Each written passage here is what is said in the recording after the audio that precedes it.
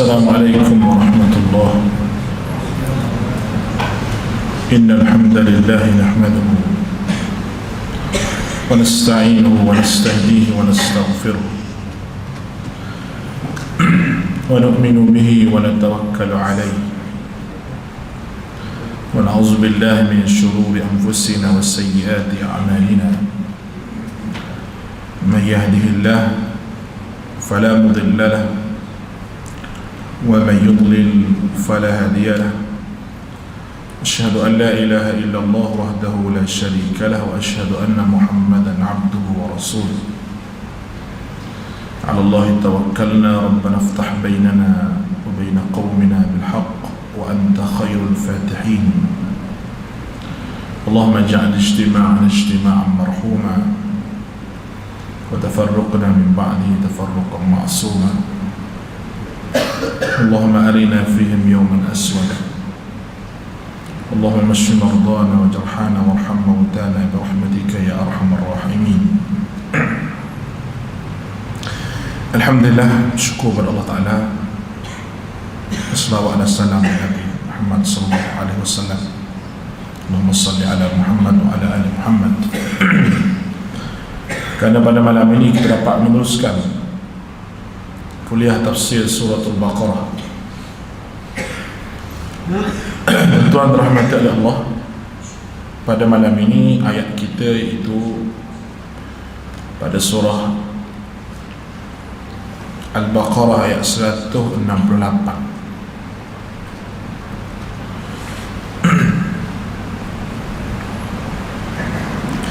Untuk pengulangan sikit apa yang telah kita mengaji pada kuliah kita yang lepas, iaitu berkenaan dengan yang saya sebut ayat 65, 66, 67. Itu macam mana orang yang disebut oleh Allah Subhanahu wa ta'ala, siapa yang man yattakhidhu min dunillahi andadan yuhibbunahum kahubbillah. Itu di antara manusia dan orang yang menyembah, ada orang yang menyembah, menjadikan benda lain tempat mereka cintai. Cintai di sini maknanya tempat mereka ibadah, tempat mereka seru dan puja selain daripada Allah Subhanahu wa ta'ala. Walladzina amanu asyaddu hubban lillah. Orang mukmin amanu asyaddu hubban lillah, amat mereka cinta pada Allah. Cinta kasih pada Allah di sini maknanya ibadah dia hanya pada Allah dan tidak syirik pada Allah Ta'ala. Dan Allah Ta'ala beri peringatan wa anallaha syadidul azab, dan azab Allah Ta'ala ini amat-amat berat kepada mereka yang menjadikan benda yang selain kasih sayang dia, ibadah dia hanya pada Allah Subhanahu wa ta'ala, tiba-tiba dia ambil benda lain selain daripada Allah. Yang pertama. Yang keduanya ayat istabarra alladhina tubi'u dan waqal alladhina taba'u. Ayat ini kita telah hurai sikit sebanyak berkenaan dengan macam mana Allah Subhanahu wa ta'ala sebut ayat 167 dengan 166 dan 167 ni. Jadi 166 ni siapa orang yang dapat lihat azab Allah Subhanahu wa ta'ala di hari akhirat, orang yang macam mana. Dan Allah Ta'ala telah sebut bahawa bagaimana keadaan golongan pengikut dan juga golongan pemimpin di hari akhirat. Mereka saling membantah, bergaduh sama sendiri. Dan perlu diingatkan bahawa pengikut dan pemimpin dalam ayat ini iaitu pengikut dan pemimpin dalam masalah urusan agama yang telah membawa syirik pada Allah Ta'ala. Pemimpin yang bawa syirik pada Allah. Kerana setiap orang yang bawa syirik pada Allah Ta'ala ni, dia mesti ada pengikut dia. Dia mesti ada pengikut. Dia tidak lahir dengan dia seorang-seorang. Oleh kerana orang ikut dia dan jadi sesat dengan sebab orang ikut dia tu, Maka Allah Subhanahu wa taala sebut bahawa bagaimana mereka melepas diri daripada apa yang mereka buat di atas muka dunia dulu. Maka ayat 166 Allah Taala telah sebut bahawa terputus waqatta'at bihimul asbab. Putus segala tolong menolong di antara pengikut dan pemimpin. Kalau atas muka dunia dulu mungkin ada orang nak tolong, tapi akhirat ni tidak ada orang tolong dan tidak ada lagi ruang untuk tolong. Sama ada pemimpin nak ikut, nak tolong rakyat dia, nak tolong orang yang diikuti, ataupun orang yang diikuti itu nak menolong pemimpin dia. Sebab untuk tolong menolong di hari akhirat tidak ada. Baik. Itu ayat 166.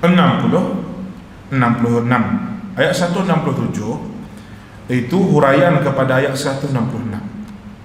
Huraian macam mana? Perbualan pengikut dan pemimpin. Macam mana pengikut dan pemimpin? Wa qala ladzina tabau law anna lana karratan fanatabarra'a minhum kama tabarra'u minna. Mereka telah sebut dan berkatalah orang yang mengikut tadi, seandainya kami dapat kembali semula ke dunia lah, untuk pasti kami akan berlepas diri daripada mereka. Makna sebab untuk ikut mereka tu kami tak buat lah. Tapi Allah Ta'ala kata kadzalika yurihimullah a'malahum hasarat, iaitu Allah Ta'ala memperlihat kepada mereka amal perbuatan mereka di hari akhirat dan penyesalan mereka kerana salah ikut. Baik, itu ringkasan yang lepas. Dan kita masuk ayat 168. Ayat 168 kalau kita tengok dalam usul buku kita ni, iaitu ayat 168 ini itu surat 72 kan? Penafian syirik fi'li berkenaan dengan tahrimat ghairullah, itu menentukan hukum halal dan haram pada satu perkara hanya milik mutlak Allah Ta'ala. Manusia tak berhak. Baik, tuan-tuan kena faham bahawa percayailah yang dihalalkan syariat itu halal. Jika kamu percaya sesuatu makanan itu diharamkan kerana pantang, sedangkan dia diharuskan makan oleh syariat, kamu mesti makan. Kalau kita tak makan satu benda kerana benda itu penyakit, tak apa, dia panggil tahtal asbab, di atas sebab. Apa awak tak makan ni? Sebab penyakit kecil manis ke, darah tinggi ke, nah? Tapi kalau tanya sebab apa awak tak makan ni, sebab keturunan saya tak makan ni, tok nenek saya dah pesan dah tak boleh makan ni. Contohnya orang nama Teku ke apa ke dah tak boleh makan buluh rebung. Jadi makan rebung sebab dia asal daripada anak buluh betul. Wallahualam betul ke tak tahu. Tapi kalau kepercayaan itu dengan kepercayaan yang sedemikian, maka tak boleh, kena bertaubat kepada Allah Ta'ala berdasar kepada ayat ini. Baik, kita baca. Auzubillahi minasyaitonir rajim. Ya ayyuhan nas kulu mimma fil ardi halalan tayyiban wa la tattabi'u khutuwatis syaitan innahu lakum aduwwun mubin. Baik, ayat 168. Allah Ta'ala sebut juga berkenaan dengan serpihan syirik. Syirik yang pertama tadi kita dah bincang daripada awal, daripada ayat innas safa wal marwah min sya'airillah sampai ke ayat ni. Kalau kita ingat kuliah-kuliah kita lepas tu, boleh tengok balik rakaman ni untuk kaitan dengan ayat ni. Sekarang ni nak bagi tahu bahawa termasuk serpihan yang syirik, iaitu manusia ini menghalalkan apa yang diharamkan oleh Allah ataupun mengharamkan apa yang dihalalkan oleh Allah. Allah Ta'ala berfirman, hai sekalian manusia. Allah Ta'ala sebut, hai orang-orang, hai sekalian manusia, ya ayuhan nas. Tak kiralah manusia mana. Bila Allah Ta'ala sebut manusia, maka semua termasuk. Ya ayuhan nas, hai sekalian manusia, makan yang halal lagi baik bagi kamu. Baik. Dua perkataan, halalan tayyibah. Biasa kita dengar mana-mana tak? Halal tayyibah. Kalau ayat ni dapat kepada orang yang jual jenis suplemen ke, ni meniaga dah. Dia kata halal lagi baik, ni halal dan khasiat dia tinggi dia kata. Dia huraikan ayat Quran ni ikut suka hati dia. Halalan tayyibah makna makanan itu halal, tayyibah maknanya baik dari sudut pemilikan, bukan makanan curi, bukan ambil daripada orang lain, bukan ambil secara rasuah dan sebagainya. Itu makna halalan tayyibah. Halal pada makanan itu dan cara pemilikan itu adalah cara yang halal. Kerana harta rampasan, harta rasuah dan sebagainya tak boleh, haram. Wahai manusia, Allah Ta'ala sebut makan yang halal, itu menentukan halal dan haram ini hanyalah Allah. Manusia tak nak menentu halal haram ni. Wala tattabi'u khutuwatis syaitan. Allah Ta'ala sebut wala tattabi'u khutuwatis syaitan. Syariat ala haram ni adalah tugas Allah Ta'ala. Oleh kerana itu jangan kamu mengikut jejak langkah syaitan, kerana sesungguhnya syaitan itu adalah musuh kamu yang nyata bagi kamu. Macam saya sebut tadi lah, jangan ikut khutuwatis syaitan. Makna di sini adalah bisikan syaitan. Bisikan syaitan. Syaitan ada bisik ni, awak tak boleh makan ni sebab penyakit ni, awak tak boleh makan ni sebab sakit ni. Sakit tu lain. Nah, tapi awak tak boleh makan ni sebab ada dah keturunan awak makan ni jadi gini, maka benda ni awak tak boleh makan. Sebab memang tak boleh makan. Anda rasa bab keturunan ni, ada orang yang makan, lepas tu saudara dia makan, jadi penyakit yang sama. Saya duk fikir seorang tadi, nak jawab macam mana kalau orang tanya tak? Mana benda tu jadi ustaz? Jadi benda tu. Jadi tak jadi kerja Allah. Kalau kita ambil fakta sains sikit lah, ngaji sains sikit. Manusia ini mempunyai genetik darah. Genetik darah. Kalau kita pergi jumpa doktor, saya sakit gout, memang gout lah.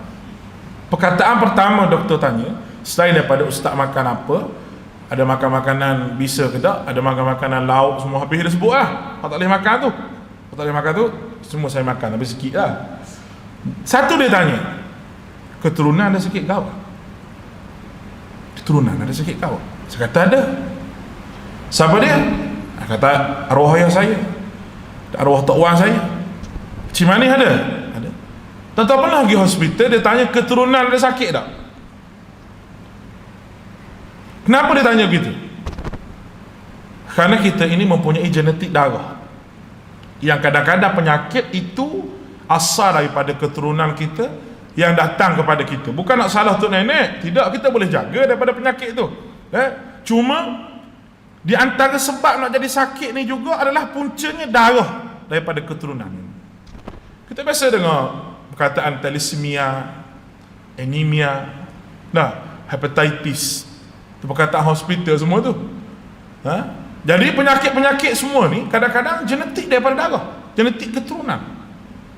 Berlakunya begitu. Jadi kawan ni keturunan dia mungkin tak boleh makan benda ni dengan alahan begitu, jadi gatal kulit dia. Lalu dia pun kebetulan dia tu keturunan raja ke apa tak, dia kawan ni tak boleh makan, sepupu dia makan pun tak boleh jadi gitu juga, jadi gatal juga. Maka timbullah satu ijtihad sama keluarga dia, maka kita tak boleh makan buluh betung ni pasal kita ni keturunan raja. Kalau makan jadi pecah belah. Maka itu telah jadi syariat, itu telah jadi perundangan. Maka perundangan yang kita buat gitu tak boleh, haram sama sekali, tak boleh. Kalau doktor benar-benar kata kita tak boleh makan benda ni sebab darah pakcik begini, maka tak apa, kita jangan makan. Dan kita jangan makan itu wajib. Kenapa? Kerana kita jaga takut terkena penyakit. Boleh faham tu? Tu kita kena faham betul-betul. Sebab orang Melayu sekarang banyak dia ubah syariat Allah Ta'ala, menghalalkan, mengharamkan apa yang benar-benar dihalalkan oleh Allah Ta'ala. Tak boleh sama sekali. Terutamanya bab keturunan. Berapa ramai yang saya dengar orang ni keturunan tak boleh makan ni, tak boleh makan, tak boleh makan sebab keturunan, maka itu satu benda yang tidak betul. Satu benda yang tidak betul. Walaupun ada dah berlaku sebelum daripada ni, saudara dia ke siapa ke makan dia jadi begini, itu adalah semuanya usikan daripada syaitan. Yang mana benda halal, tafadhal makan. Halalan tayyibah, halal dari sudut zat dia, tayyibah baik dari sudut pemilikan dia. Wala tattabi'u khutuwatis syaitan innahu lakum aduwwun mubin. Baik. Kemudian Allah Taala sebut ayat 169.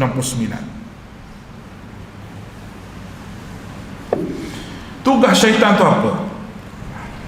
Benda yang dia ajak kamu. Ajaran macam mana? Yang hasil daripada bisikan syaitan itu, maka Allah Ta'ala sebut, innama ya'murukum bis-su'i wal fahsya' wa an taqulu 'ala Allahi ma la ta'lamun. Ayat 169. Allah Ta'ala sebut bahawa sesungguhnya syaitan itu hanya menyuruh kamu berbuat jahat, kejahatan, fahsya, perkara yang keji, dan mengatakan terhadap Allah apa yang kamu sendiri tidak tahu, iaitu dari sudut akidah ni, jahat, amalan yang jahat, fahsya jahat juga, tapi dari sudut akhlak. Satu lagi, wa an taqulu 'ala Allahi ma la ta'lamun, ini melibatkan akidah, iaitu dia buat syariat baru. Itu makna dia. Kalau kita tengok dalam usul kita ini, itu yang pertama merujuk kepada amalan dosa, fahsya merujuk kepada akhlak yang buruk, dan satu lagi an taqulu, iaitu mereka 'ala Allahi ma la ta'lamun, ucapan yang berkaitan dengan akidah tanpa berdasarkan wahyu. Jadi seorang hamba nak kenal Allah Ta'ala, dapat kenal Allah Subhanahu Wa Ta'ala hanya melalui kitab Allah Ta'ala saja. Syaitan ini tugas dia. Ingat tu 3 perkara. Mengajak kita buat jahat. Fahsya, mengajak kita jahat daripada sudut akhlak. Dan wa antaqulu wa antaqulu 'ala Allahi ma la ta'lamun, buat syariat baru, buat undang-undang baru, buat benda yang baru. Baru ni buat apa? Baru ni bid'ah lah. Susah nak sebut, takut je nak diperleh lah. Buat bid'ah, buat benda yang Nabi tak buat. Buat benda yang Nabi tak buat ni, buat syariat baru. Buat syariat baru. Buat benda yang Nabi buat jangan jarang, ataupun buat benda yang sahabat buat, itu satu dasar nas, tapi Nabi buat jalan-jalan.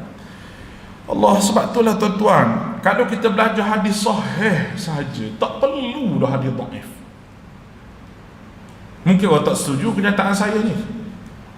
Kalau kita belajar hadis sahih, tak perlu dah hadis dhaif. Sebab hadis sahih itu hadis yang cukup untuk menghuraikan syariat agama ini. Hadis palsu satu hal lah, hak palsu, hadis dhaif tak perlu hadis dhaif. Bukan makna kita tak berguna hadis dhaif, tapi kita biasa dengar ucapan-ucapan orang ni kadang-kadang, oh ada hadis tapi dhaif. Lah, hak dhaif ambil, hak sahih hadis buat apa? Awak ambil hadis dhaif jadi amalan. Dia kata tak apa ustaz, untuk amalan. Masalah amalan yang sama awak buat tu, bacaan dia ada dalam hadis sahih. Awak memilih dhaif daripada sahih. Sebab tu saya kata hadis sahih telah cukup untuk menghuraikan agama ini. Jangan jadi agama ni tak cukup huraian, terpaksa ambil huraian lain buat mari hurai agama. Itu benda yang karut. Benda yang karut. Dan benda yang karut tu sebab apa? Khutuwatis syaitan. Kita baca tadi. Allah Ta'ala kata wala tattabi'u khutuwatis syaitan. Tapi syaitan tu ada bisik dia. Dan pelaku-pelaku bid'ah ni kebanyakan memang syaitan yang bisik dia. Nak suruh rasa agama ni tak cukup lengkap, agama ni tak cukup baik, agama ni tak cukup elok. Lalu dia buat benda-benda yang tidak dibuat oleh Nabi Muhammad SAW. Mengaji Quran, kita tengok tafsir ni cerah, menterang-menerang mana syariat agama kita sebenarnya. Tu yang saya boleh sebut. Orang yang buat benda yang Nabi tak buat tu memang syaitan bersama dengan dia. Dia kena bertaubat dengan Allah Ta'ala. Jangan main-main, ini syariat baru ni. Benda yang buat tu syariat baru. Syariat baru. Sebab apa awak buat gini, buat gini, buat gini? Semua melibat kepercayaan. Betul tak tuan-tuan? Melibat kepercayaan. Kalau orang mati awak buat macam ni, buat macam ni, buat macam ni. Kenapa? Saya buat gini sebab nak suruh pahala sampai ke dia. Apakah tak cukup dengan Nabi ajar nak suruh sampai pahala pada orang mati, sehingga awak pun nak buat yang lain daripada Nabi ajar? Tidakkah awak mengubah agama awak sendiri? Macam mana status akidah awak? Saya bukannya puspakom nak cek akidah orang ni. Nah, macam kereta kena masuk puspakom dulu tak dulu. Kita bukan puspakom, tapi kita ambil Quran ini sebagai puspakom kita untuk cek bahawa penyakit rasa akidah ni boleh bawa sampai ke neraka Allah. Bukan main-main. Boleh bawa sampai ke neraka Allah. Bermula ibtida' minal bid'ah, bermula daripada benda bid'ah. Kalau kata, oh ustaz semua bid'ah, marah bid'ah. Memang kita marah sebab ni, sebab tak mau masuk neraka. Tak marah tu. Allahu Akbar. Kesian. Seolah-olah pintu neraka ditutup oleh Allah kuat. Seolah-olah orang buat bid'ahnya ambil tuku, ambil kapok, nak pergi buka, nak terjun kat dalam neraka. Dan neraka ni neraka ni muat lah seorang untuk orang bid'ah tu muat. Halim talak fatakunu hal min mazid. Allah Ta'ala sebut dalam Quran. Orang nak campak dalam neraka, malaikat kata muat nak lagi neraka, nak bubuh seekor lagi ni. Neraka kata marilah, muat lagi. Jangan berasa tak muat neraka ni kali aku tak neraka kali. Jangan berasa neraka tu sempit, luas. Nak sombak orang yang buat bid'ah. Allah, minta Tuhan jauh kita daripada bid'ah. Baik. Tu terang ayat 169. Tugas syaitan ya'murukum bis-su' wal fahsya' lah sekali an taqulu 'ala Allah. Baik. Su' jahat, fahsya' jahat.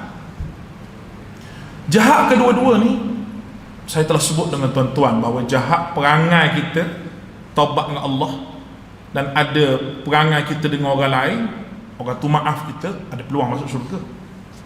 Yang ketiga ni wa antaqulu 'ala Allahi ma la ta'lamun, berkata benda yang Tuhan tak sebut ni kalau nak taubat dengan Allah Ta'ala kena mengaji syariat agama. Kalau dia seorang tok guru, seorang ustaz, dia kena beri penerangan balik bahawa apa yang saya sebut tu tak betul sama sekali. Baru Allah Ta'ala clearkan. Sebab tu saya update hari ni dalam Facebook saya lah, kalau orang tengok budak muda-muda ni. Saya minta maaf pada orang yang mendengar ceramah saya di masa saya duduk dalam politik ni. Saya hurai ayat wala tarkanu lil ladzina zalamu fatamassakumun nar. Saya hurai zalim itu kepada parti berkenaan. Saya kata saya minta maaf sebab kezaliman yang dihuraikan dalam Al-Quran itu semua berkaitan dengan syirik. Lalu saya telah menggunakan ayat itu tak kena dengan tempatnya. Saya pun kata saya minta maaf banyak-banyak. Lah ni, tak aku mati sehari dua lagi susah nak jawab dengan malaikat. Sebab tu kita nak sebut terang-terang. Lalu bagi orang yang menggunakan ayat Al-Quran untuk sentimen kepartian, dia kena jaga. Bukan tak boleh guna, ada benda yang boleh guna, tapi guna biar huraian itu kena dengan makna dan keadaan. Jangan putar-belik. Sebab orang yang putar-belik ni kita akan baca pada ayat yang 170 lebih ke atas nanti dalam surah Al-Baqarah. Baik, 169 ayat 170. Ayat 170, alasan orang yang menolak tauhid ni macam mana alasan dia? Allahu Akbar. Cuba kita tengok alasan dia. Tuhan ni dia, Allah Ta'ala ni dia mari cerita satu-satu, cukup lengkap. Sebab apa tolak? Alasan sebab apa?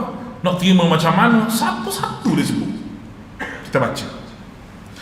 Wa idza qila lahum ittabi'u ma anzala Allah qalu bal nattabi'u ma alfayna 'alayhi aba'ana awalau kana aba'uhum la ya'qiluna shay'an wa la yahtadun. وَمَثَلُ الَّذِينَ كَفَرُوا كَمَثَلِ الَّذِي يَنْعِكُ بِمَا لَا يَسْمَعُ إِلَّا دُعَاءً وَنِدَاءً صُمٌّ بُكْمٌ عُمْيٌ فَهُمْ لَا يَعْقِلُونَ.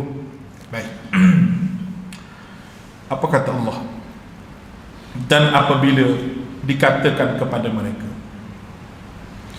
ikutlah apa yang diturunkan Allah, mereka jawab, tidak, tetapi kami hanya mengikut apa yang terdapati daripada perbuatan nenek moyang kami. Apabila mereka, apakah mereka yang akan mengikut juga walaupun nenek moyang mereka tidak mengetahui sesuatu pun dan tidak mendapat petunjuk? Dan perumpamaan orang yang menyeru orang kafir adalah seperti pengembala kambing memanggil binatang yang tidak mendengar selain panggilan seruannya sahaja. Mereka itu tuli, bisu, buta, maka oleh sebab itu mereka tidak mengerti, kata Allah. Ayat 170 ni dia panggil zajrun. Dalam pengajian tafsir kita, zajrun. Tengok balik usul tafsir, apa dia zajrun? Teguran. Orang yang tidak bersedia ditegur, bila ditegur bahawa syariat yang awak buat ni salah, pandai-pandai nak halal haram benda Allah Ta'ala halalkan, nak kata haram benda Allah Ta'ala haramkan, nak kata halal ni benda salah, dan jangan buat syariat baru. Ditegur mereka, jangan buat benda tu. Apa kata mereka? Wa idza qila muttabi'un ma, bila kita suruh dia ikut saja, jangan mereka ikut je. Ikut mana? Ikut apa yang Allah Ta'ala sebut ni, apa yang turunkan oleh Allah Ta'ala. Quran ni kena ikut, kena mengaji. Apa jawapan? Dia kata tidak, kami nak ikut nenek moyang kami. Apa yang nenek moyang kami buat sama ni, dia kira betul. Orang ramai semua buat gitu, saya kami buatlah. Awak nak bagi tahu syariat ke, awak nak buat apa, dengan syarat orang ramai semua buat gitu, maka kami buat. Tahu dia betul tak? Hak berlaku ni gini ya. Gini kita kata awak kena buat gini, diperleh ni gini cara dia. Pas sembahyang baca wirid depan ada tulis besar-besar lah, imam senyap. Lepas tu kalau kematian apa semua ni kena ikut cara sunnah Nabi. Buku panduan pun maik buat keluar dah. Kalau kita nak sebut lah, nak bagi panas telinga sikit. Nah, dah lah awak kena buat lah begini. Kata tak boleh, kita nak ikut orang ramai. Orang ramai-ramai duk buat tu, salah ke dia buat tu? Rupanya ambil orang ramai menjadi dalil dalam bab agama ni salah. Mula-mula saya buka tafsir tu, kalau tuan-tuan ingat lagi lah perkataan saya, dalam majoriti orang awam ini, golongan yang sedikit adalah golongan yang benar, minoriti. Dalam minoriti itu, kelompok minoriti, majoriti yang lebih tepat. Dia pelik tu. Dalam ramai-ramai, minoriti yang lebih benar. Sebab dalam Quran semua qalil, sikit hak bersyukur, sikit orang yang bertakwa, sikit yang bangun tengah malam, sikit yang ambil perhatian, sikit yang dapat hidayah. Dalam golongan yang sikit itu, yang lebih kuat adalah yang lebih majoriti suara dia. Sebab tu perlu guna kaedah ni, saya rasa. Bak kunuk pun perlu guna kaedah ni. Kita tidak bermazhab, bukan tidak ada mazhab. Boleh buat mazhab sendiri. Lepas tu dia panggil mazhab boleh. La ilaha. Mabuk air sejuk sungguh. Mabuk air sejuk orang panggil tak? Bukan mabuk ketum, betul lain. Mana ada mazhab sendiri? Ahli-ahli majlis fatwa perleh tu, tuan-tuan biasa baca fatwa perleh ni, biasa. Selalu baca fatwa perleh. Fatwa perleh tu dia tulis, ahli majlis fatwa perleh bersetuju dengan fatwa sebenarnya gini-gini, tulis tak? kecuali seorang yang bernama alim majlis fatwa tu, Datuk Alim Setia begini-begini, dia berpendapat dengan mazhab yang lain. Kenapa kita masuk juga hendak setuju? Sebab kita raih pendapat mazhab. Kalau biasa baca fatwa Perlis, dia sebut situ ahli majlis fatwa Perlis sebulat suara dengan bilangan ramai ni hak yang bersetuju tulis Prof Basri begini bersetuju, yang tidak bersetuju 2-3 orang, dengan tidak bersetuju dengan mengemukakan pendapat yang lain. Ini cara orang nak raih khilaf. Ini cara nak raih khilaf. Betul ya? Lepas tu raih khilaf kenapa tak beri kami buat hak kami? Masalah mu duduk dalam negeri mana? Negeri ni mu kerajaan mana sekarang ni? Mu duduk dalam negeri ayah pen ke? Kena negeri atas langit. Dan tanah masjidmu tu dalam negeri Perlis. Lepas tu aku nak ikutlah raja pemerintah negeri Perlis. Dia sebut macam mana? Raja pemerintah dia ada penasihat dia, majlis agama dia, majlis fatwa dia. Majlis fatwa negeri Perlis ni menjadi rujukan fatwa kebangsaan. Sebab ahli majlis fatwa dia tu memang berautoriti sungguh. Bukan saya nak puji banyak-banyak ni, tapi memang betul. Ni PhD bahagian ni, ni PhD bahagian akidah, ni PhD bahagian muamalah, ni PhD bahagian ekonomi, ni PhD semua. PhD ni CJ ya, nak dapat CJ lah. Cuma buat PhD nak tengok pecah kotak kepala. Cuma buat PhD tengok. Tak tidur malam tuan-tuan. Tak tidur malam. Ramai orang yang buat PhD cuba bagi tahu, selepas dia buat PhD nak tidur malam tak boleh. 2-3 orang kawan-kawan saya buat PhD, tak boleh tidur malam, dia kata. Dalil tak boleh tidur malam ya, malam-malam hantar mesej lagi pada kita. Duduk mana? Kelantan. Minum air. Ajak minum air. Pukul 2 pagi kita pun tak tidur lagi. Apa? Sebab tak boleh tidur malam. Sakit kepala saya ni. Kena minum kopi dulu sekejap. Ini benda dia punya susah nak mengeluarkan satu benda. Tiba-tiba dia sebut gitu je. Macam mana tu nak dapat minta maaf dengan orang-orang yang dikata di akhirat? Muflis akhirat. Muflis. Bila muflis akhirat ni tuan-tuan, semayang lah bekok dahi-dahi pun, buat amalan banyak mana Tuhan tak terima. Sebab ada dosa dengan orang. Ada dosa dengan orang.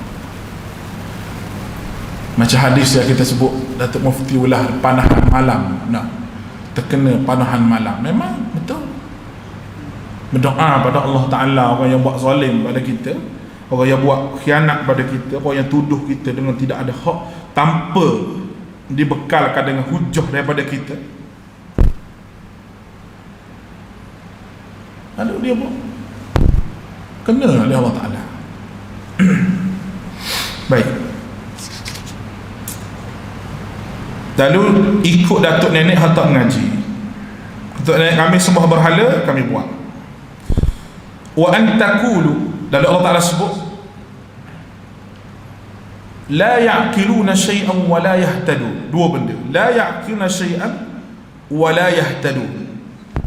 Mereka tidak tahu pun apa yang mereka ikut tu, wala yahtadun, dan dia pula tak dapat petunjuk. Tak dapat petunjuk maknanya apa yang mereka buat ni adalah benda yang berdasar kepada hawa nafsu, bukan berdasar pada syariat. Kerana syariat dengan hawa nafsu ni benda yang canggah. Macam mana mu boleh ikut benda hawa nafsu, tak ikut syariat Muhammad bawa ni? Allah Ta'ala buat bandingan. Ayat 171, Allah Ta'ala buat bandingan kepada orang ni, dan perumpamaan mereka seperti binatang ternakan yang dipanggil oleh Tuhan dia. Firman Allah Ta'ala, perumpamaan orang-orang yang menyeru, bandingan orang yang ingkar, tidak mahu fahaman wahyu ini, iaitu sebagai adalah seperti pengembala yang memanggil binatang ternak dia yang tidak dengar. Kita panggil lembu, marah ke lembu, mana lembu dia faham. Kecuali dia kata du'aan wa nida'a. Dua benda ni. Illa du'aan wa nida'a. Doa makna panggil, nida maknanya seru, dan lembu ni dia reti suara Tuhan dia panggil untuk makan sahaja. Tak boleh bercakap banyak dengan lembu ni. Biasa pakai lembu tak? Tak. Apa lembu ni berok di sini aku suruh berok. Tu tuan dia hak tak betul tu. Kalau nak bercakap dengan lembu gitu. Sekadar gitu. Dia tahu dah. Zaman ayah saya pelihara lembu dulu, suara motor dia kenal. Motor tu motosikal. Petang-petang dia ambil kan, motor tu dia kenal. Duduk tepi padang tu, wang, oh dia mari. Dom dia mari. Kadang-kadang tu ayah tak pergi pun. So adik pergi, pergi lembu tu. Dia tahu, ni suara tu. Tuan dia kata. Suara motor tu tuan dia tu. Dia kenal. Lepas tu balik. Tak banyak. Heret ketua dia je. Dalam banyak lembu tu ada seekor. Ikat yang tu je, hak lain tak pergi. Sebab dia taat pada ulul amri lembu tu kuat. Kalau lembu boleh taat ulul amri, tapi lembu tak boleh taat, bodoh lebih pada lembu lah. Geram juga puasa. Minum air dulu tak payah boleh ke lembu ni, tak payah. Tapi jangan hak kita ikat tu dia bergaduh dengan orang lain dalam kumpulan dia. Kalau bergaduh dengan orang lain, ada seorang lagi menang, habis lah. Dia ikut kawan dia pula, tinggal ketua lama dia sebab mungkin kawan tu kalah pilihan raya tu. Itulah lebih kurang cerita lembu lah. Tapi dia reti, cukup reti. Suara tuan dia kenal. Dia tahu dah. Kadang-kadang petang pukul 6:30 lambat dia ambil sikit ke apa ke, dia tunggu dah tepi pagar ni. Dia tunggu tuan di tepi pagar. Sebab petang-petang biasa kita ambil rumput kita pergi kerak mana-mana padang, kita campur dengan makanan dia tu. Kita letak kat situ, dia makan, keluar air liur sedap bagi dia tu. Lembu ni dia tahu lah pukul 6:30 mesti resepi ni yang tuan dia bagi. Itu panggil du'aan wanida yang kita sebut dalam ayat ni. Hanya panggilan yang biasa dia dengar suara tuan dia. Maka bandingan orang kafir begitulah. Ibarat binatang ternakan yang dipanggil dengan suara yang biasa namun tidak boleh buat apa-apa. Panggil sekadar nak panggil, bawa ke kandang, sekadar nak beri makan, begitu sahaja. Maka manusia ni Allah Ta'ala kata seperti binatang ternak. Dahsyatnya kalau kita tengok bandingan Allah bila manusia tak mengaji. Kemudian ditambah lagi summum bukmun umyum fahum la ya'qilun. Summum bukmun umyum, mereka itu kata Allah Ta'ala bisu buta, tuli bisu buta. Nisbah pada tiga benda ni. Tuli satu tak dengar ajaran Allah Ta'ala, bisu tak mau berkata benda yang benar, buta tak nampak hidayah Allah Ta'ala. Kenapa? Kerana pekak daripada mendengar kebenaran, bisu daripada bercakap benar dalam perkara agama, dan buta dari sudut akhirat. Quran yang kita baca, yang kita tadabbur ni, suluhan dia sampai ke akhirat, bukan dunia saja. Suluhan dia sampai ke akhirat, sampai ke syurga Allah. Kalau azab, siapa nampak azab Allah Ta'ala? Nampak tak nampak azab Allah Ta'ala cerita azab tu macam mana, neraka tu macam mana, diheret macam mana, dibelik macam mana, satu-satu kalau kita buka Quran. Makanan neraka tu macam mana, dimakan jadi macam mana makanan neraka tu, sampai mengelupur kawan tu, sampai orang tekuk semua hancur, disebut satu-satu. Maknanya suluhan Quran tu sampai kepada akhir manusia nak jumpa dengan Allah Ta'ala akhirat. Bukan suluhan tamu ke dunia saja. Macam mana kamu ni apabila diberi satu ayat Allah Ta'ala tak mahu pakai ayat Allah Ta'ala, tak mahu pakai syariat Allah Ta'ala atas muka bumi, hak halal muka kata haram, hak haram muka kata halal, dan hujah kamu hanyalah mengikut datuk nenek moyang kamu kira datuk nenek moyang kamu ni cukup untuk menjadi hujah, menjadi suluhan pada akhirat. Tidak. Sedangkan kamu ini bila dipanggil oleh Allah Ta'ala dengan suruhan Al-Quran, dengan syariat Al-Quran ini, kamu buta untuk melihat kebenaran, kamu pekak daripada lihat kebenaran, kamu tidak mahu bercakap benar walaupun kamu tahu benda itu benar. Di antara summum bukmun ni, perangai orang jahiliah betul, perangai musyrikin Mekah betul. Musyrikin Mekah tu jahiliah, satu lagi Yahudi, betul juga. Jahiliah Mekah, musyrikin Mekah, Yahudi pun begitu. Jenis tak mahu kata kebenaran, tak mahu kata benda yang betul. Takut apa? Takut hilang sokongan. takut hilang kemuliaan, sebab dia ni orang yang mulia di sisi Allah bagi dia. Allahu Akbar. Ni tak jauh lah tuan-tuan daripada perangai lagu ni. Ayat 171. Kemudian ayat 172. Ayat 172 ni diseru kepada orang beriman. Peraturan mencari rezeki, makanan yang diharamkan, dan turutannya dalam masa darurat macam mana, dan kecaman bagi orang yang menyembunyikan ajaran wahyu. Baik, Allah Ta'ala seru sekali lagi. Tadi ya ayuhan nas, hai manusia, kena makan benda baik. Ni Allah Ta'ala seru dengan perkataan ya ayyuhalladzina amanu. Baik, a'udzubillahi minasyaitonir rajim. Ya ayyuhalladzina amanu kulu min tayyibati ma razaqnakum washkuru lillahi in kuntum iyyahu ta'budun. إنما حرم عليكم الميتة والدم ولحم الخنزير وما أهل به لغير الله فمن اضطر غير باغ ولا عاد فلا إثم عليه إن الله غفور رحيم. Hai orang yang beriman, Allah Ta'ala menyuruh orang beriman makanlah antara rezeki yang baik-baik yang kami berikan kepadamu, serta bersyukurlah kepada Allah jika benar-benar kepadanya kamu menyembah.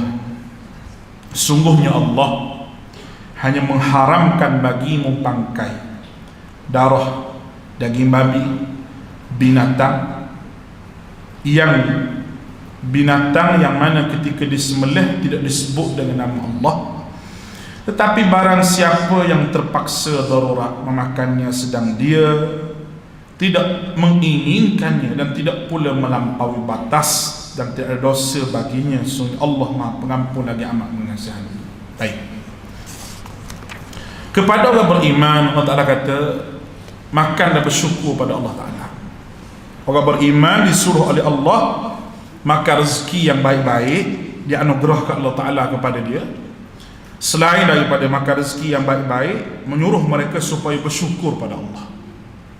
Rezeki ni mari daripada Allah Ta'ala, dan fadilat bersyukur ni adalah fadilat yang besar.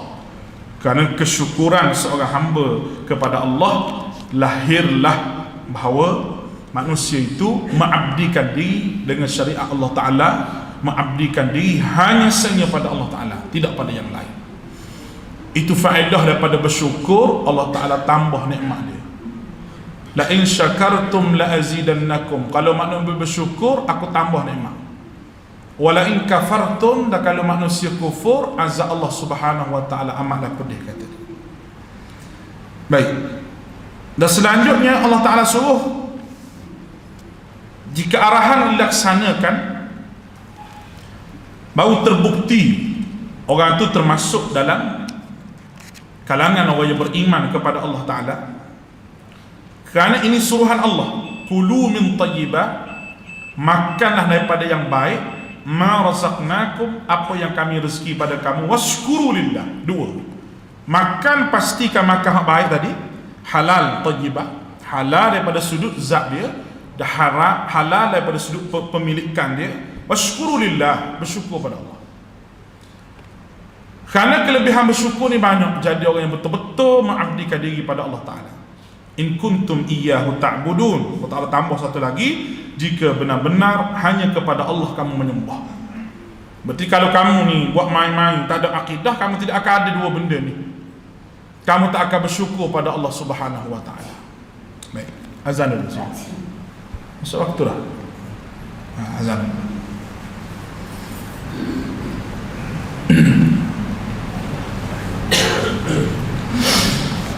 Allahu Akbar.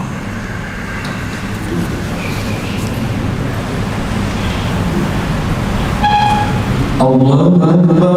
Allahu Akbar.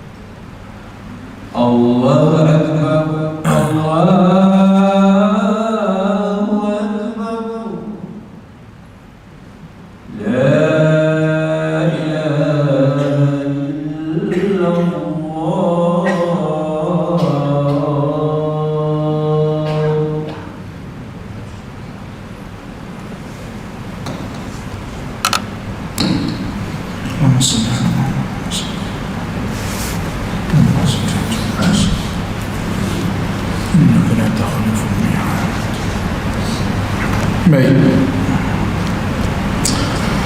Barulah Allah Ta'ala sebut innama harrama alaikumul maitata wad dama wa lahmal khinzir. Ayat ini adalah usul kepada ayat usul haram, dia panggil usul haram. Bab makanan ini, semua makanan itu boleh kecuali illa bid-dalil, kecuali dalil kata haram. Lalu dalil kata haramnya begini. Dah kalau benda ni tak boleh makan sebab dia kias dengan ayat ini. Binatang tak boleh makan sebab dia makan bangkai. Bangkai ini haram. Binatang ni tak boleh makan sebab dia ada taring. Sebab taring ni biasa dia makan dengan ganas gitu. Itu semua kaedah kias yang ulama-ulama kita buat. Tapi asal dia semua benda ni halal kecuali dalil yang mengharamkan. Usul kepada ibadah, semua ibadah tu tak boleh buat kecuali ada dalil. Kecuali ada dalil. Usul kepada kaedah muamalah, semua benda tu harus kecuali ada dalil yang mengharamkan. Setengah orang dia ambil usul tu nak buat ibadah, dia kata semua benda boleh kecuali ada dalil. Jadi hak saya nak buat ni, ada ke tak dalil kata haram? Dia kata gitu. Tak ada, tak apa, dia kata boleh buat. Hak dia duk buat bid'ah tu lah. Ada tak Nabi marah? Dia kata tak ada.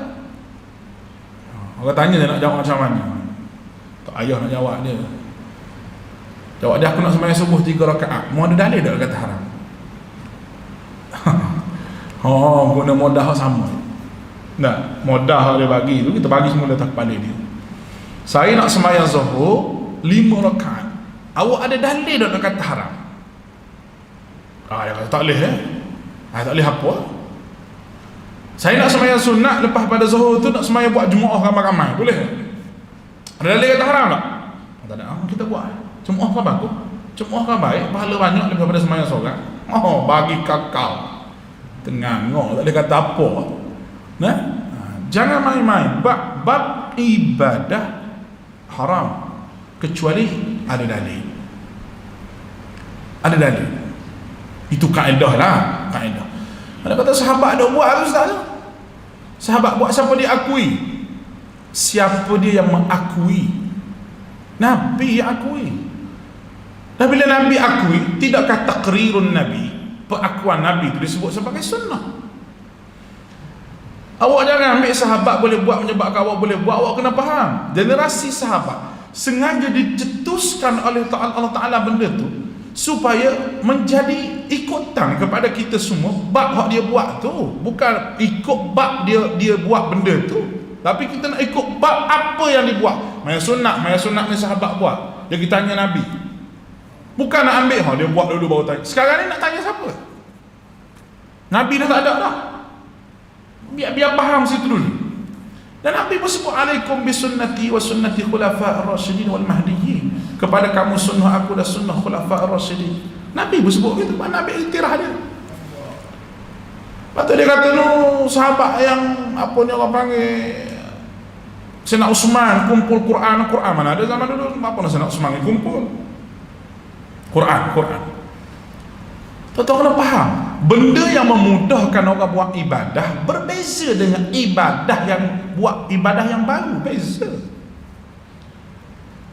Zaman Nabi ada kolam masjid, ada paip air semua tu.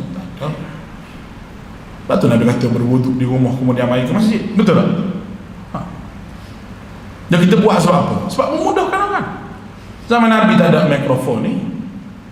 Sebab mungkin zaman Nabi tak perlu Nabi naik atas mimbar tinggi, tak ada orang nak reka lagi mikrofon pada masa tu. Nabi bercakap atas mimbar. Zaman kita ada bid'ah lah mikrofon, bid'ah, tapi penggunaan untuk orang buat ibadah tu lain, penggunaan lain dengan ibadah tu lain. Ini orang yang buat keliru pada agama. Mudah-mudahan Allah Ta'ala beri hidayah ke dia. Aku haram kepada kamu bangkai dan darah. Sebab apa bangkai? Bangkai ni bagi masyarakat jahiliyah, dia kata kalau mati gitu, dia kata mati dengan sebab penyakit apa, kalau mati gitu maka boleh makan, dia kata. Bukan kita mematikan dia mati gitu, maka mati gitu tu dengan sebab dia mati tu kita boleh makan. Tidak boleh. Tu disebut sebagai bangkai. Darah dimaksudkan dengan darah ni sebab apa? Sebab darah yang mengalir kecuali darah belalang, hati, limpa tu darah juga, tapi tidak mengalir. Darah ni kerana orang masyarakat jahiliah hari tu dia ambil, kalau dia makan daging, darah tu sebagai pencicah dia, ataupun dia masuk ke darah dalam makanan dia itu. Bukan makna darah yang melekat pada daging tu. Tak. Setengah orang kita faham darah yang melekat pada daging itu. Darah kan, daging tu kan nampak merah sebab darah lah. Dia basuh daging sampai pucat, nak sedap macam mana gulai dia. Tak sedap lah gulai dia tu. Kita hanya sapu-sapu darah yang, contoh kita sembelih lembu tu, lepas tu darah yang melekat pada daging tu, kita pun sapu-sapu begitu. Jangan basuh banyak, jangan basuh banyak, tak sedap daging tu. Tu bak masakan tu kena pergi rumah lah pula. Lepas tu daging babi ataupun khinzir itu memang haram kerana berbahaya kepada kesihatan dan menjijikkan. Yang dalam kajian sains bahawa virus yang ada dalam daging khinzir itu virus yang sangat bahaya, dan virus itu tak mati walaupun dipanaskan dengan gas, dengan kuasa suhu yang begitu panas. Mana ada sebab Allah Ta'ala mengharamkan. Ada satu lagi perbuatan babi itu sendiri lah, khinzir itu sendiri, perangai dia bodoh, perangai dia tak comel lah, sampai tahap dia kotor, jijik, dia najis dia sendiri pun dia makan tu. Pada satu-satu ketika mesti ada sebab Allah Ta'ala mengharamkan semua itu. Dan binatang yang disembelih bukan kerana Allah Ta'ala. Para fuqaha menyebut haram. Daging disembelih kerana nak bagi ke dewa laut, ke hantu laut, ke apa, ke macam orang duk buat macam tempat-tempat yang masih lagi ada kepercayaan yang begitu, tak boleh sama sekali. Haram makan sembelihan yang begitu, sembelihan yang bukan dengan nama Allah Ta'ala, bukan kerana Allah Ta'ala, sembelihan kerana benda lain, tak boleh. Itu diharamkan oleh Allah Ta'ala. Dan benda itu lebih berat lagi. Sembelihan bukan nama Allah Subhanahu Wa Ta'ala ni, kalau kita tengok lebih teruk lagi dan lebih teruk daripada makan makanan tahap saya sebut tadi, bangkai apa, kerana itu melibatkan akidah dan kepercayaan. akidah dan kepercayaan. Kemudian Allah Ta'ala sebut jikalau darurat boleh, faman ittara, kecuali darurat. Tapi barang yang siapa yang terpaksa makan, sedangkan dia tidak mengingini, dia tak mau makan, tapi tak ada benda lain dah, benda tu dia boleh makan. Tapi jangan melampaui batas. Benda lain tak ada, tu je ada, makanan tu je ada dah, makan. Makan pun makan sekadar untuk hidup sahaja. Makan bukan kenyang lah. Ni kata-kata boleh makan, buat sup lagi, buat paprik lagi, panggang lagi, bukan dia tu. Itu orang panggil melampaui batas. Makan sekadar makan. Dan benda darurat ni sengaja Allah Ta'ala sebut kerana ada ketika manusia sampai ke tahap tu. Walaupun tak sampai lagi, walaupun sesaklah hutan, banyak lagi pokok kayu, pohon kayu nak makan, tapi mungkin ada, maka Allah Ta'ala sebut dalam ayat dia. Baik, ayat yang ke-164 74. Ayat 174 ni menarik sikit lah. Sebab apa saya kata menarik? Kecaman orang yang menyembunyikan ajaran wahyu daripada Allah Ta'ala. Teguran kepada ahlul kitab. Allah Ta'ala tegur ahlul kitab itu. Sebab apa? Perangai dia macam mana? Dia sembunyikan ayat Allah Ta'ala sebab nak kepada habuan dunia. Kita baca sikit. Tak boleh baca berhenti.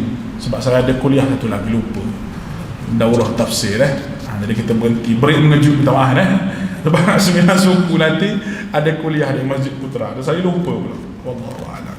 Subhanakallahumma wabihamdika. Tunggu bulan depan. Bulan depan cerita sedap ni, teguran pada ahli kitab. Sallallahu alaihi wasallam. Wa fawwidu amri ila Allah barasirun bil iman. Assalamualaikum warahmatullahi wabarakatuh. Kuliah